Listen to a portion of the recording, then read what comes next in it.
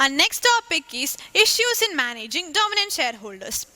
What are the issues in managing shareholders in corporate governance? The primary difference between corporate governance enforcement problems in India and most Western economies is that the entire corporate governance approach hinges on disciplining the management and making them more accountable.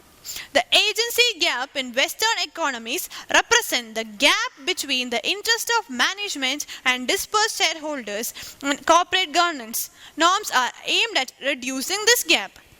However, in India, the problem since the inception of joint stock companies is the stranglehold of the dominant or principal shareholders who monopolize the majority of companies' resources to serve their own needs.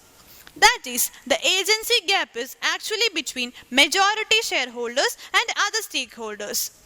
Secondly, much of global corporate governance norms focus on boards and their committees, independent directors, and managing CEO succession. In the Indian business culture, boards are not as empowered as several Western economies. And since the board is subordinate to the shareholders, the will of majority shareholders prevails.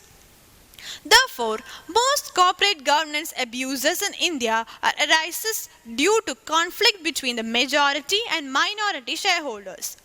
This applies across the spectrum of Indian companies with dominant shareholders, PSUs, multinational companies, and private sector, family-owned companies and business groups.